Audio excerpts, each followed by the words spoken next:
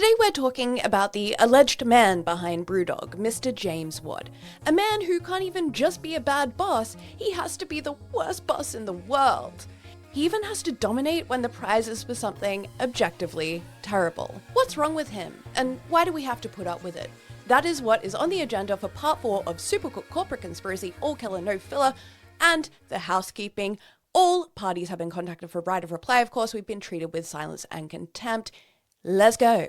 A polarizing presence in the UK, business world, and seemingly wherever he may be. James Watt has been instrumental in BrewDog's rapid rise and equally in its controversies. He thrives on being seen as unafraid to take bold, unconventional risks, which he argues is necessary to achieve transformational success. As a part of building this brand and reputation, Watt emphasizes his, quote, working class roots and the humble beginnings of BrewDog, recounting stories of starting the company in a garage with a dog and Martin and growing it into a global brand. Even going back to this origin story, there are little things that are never mentioned. For example, in this origin story, James never mentions those humble beginnings were all financially guaranteed by his father. It's minor, but again, even these origin stories that have little not so quite truths play a huge role in understanding the status of things in 2025 and how James became more and more emboldened over time.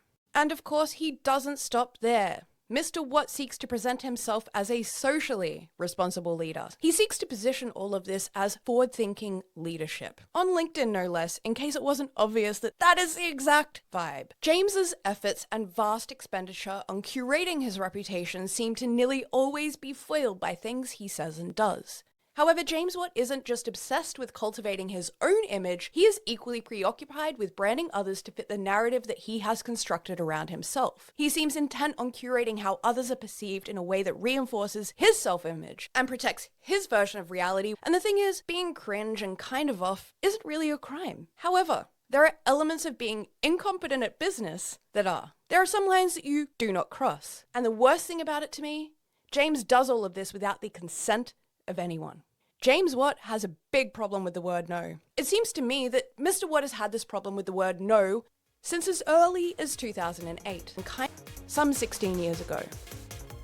BrewDog's YouTube channel features a video titled BrewDog, James's TV debut, published on November 21, 2008 with no additional context provided. The clip is from BBC Three's The Last Millionaire, a show where pairs of millionaires compete to make the most money with limited resources. James Watt was paired with Glaswegian entrepreneur Jacqueline Doherty, who sold her .com business for £37 million.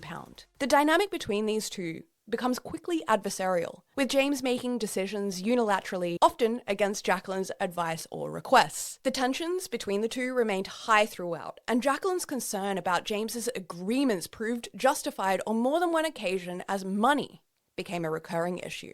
Here's a few cuts from the clip, courtesy of BrewDog's YouTube channel. Yeah, no, we'll do that. That sounds good. Bye. That was Oscar? Yes. We're going to meet him tomorrow at 8:15. We're supposed to be a company here, you and I. I've got a problem with you agreeing stuff without consulting it with me. You didn't even once turn around and ask me. The guy said he was going to pick us up then. I can't say, oh, I'll have to speak to Jack to see if that's okay. If the guy's going to be good enough to come out of his day and pick us up. There's a basic fundamental you're missing here, which is that, James, this is not your project, this is a joint project. Please don't agree anything, any appointments with anyone unless you consult it with me. Or, you know what, tomorrow you'll be working on your own. James, is this about you being more clever than me today? Because I think you've got a huge bloody chip in your shoulder. Get over it. Be a businessman. Be professional. I think you need to chill out a little bit. I never stop working. When I'm awake, I'm working. I'm on the phone, I'm on the computer.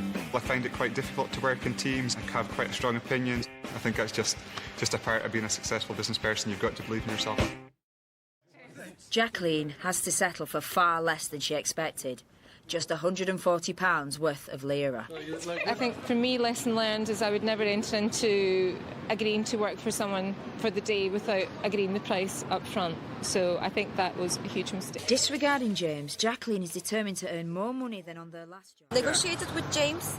Yes, but that James negotiated that salary without agreeing it with me. If you're a team, you have to act as a team. Jacqueline fails to renegotiate the deal. Time is tight. and she has to take the job. I've agreed that I'll never ever leave James in a room alone while he talks about money.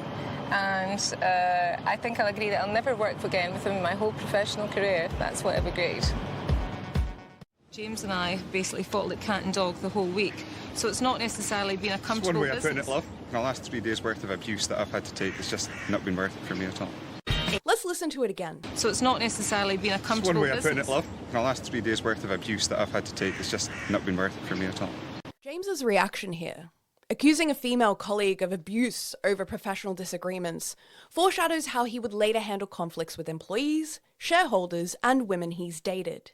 James Watt's wanton use of the word abuse to describe her treatment of him reveals a tendency to reframe disagreements as personal attacks, a pattern that only became more concerning as his power and influence grew. Yes, the video that we have just heard from is from 2008. It's a long time ago, and it features a man who has claimed he's changed. The problem with him being so cringe is that it masks how dangerous he genuinely is in regards to his need to control his image. Apropos, let's talk about an example of that recently. Hero and friend of this work and podcast, Tommy, saw some odd activity on his Instagram page and set up a bot to track that. That activity was, of course, around followers. And then in December 2023, this happened. Last time I saw a curve like that, it was the penis that made me a lesbian. According to data from a public tool that anyone can use, this was the state of that account. And this was the state of BrewDog. And when we asked about it via right of reply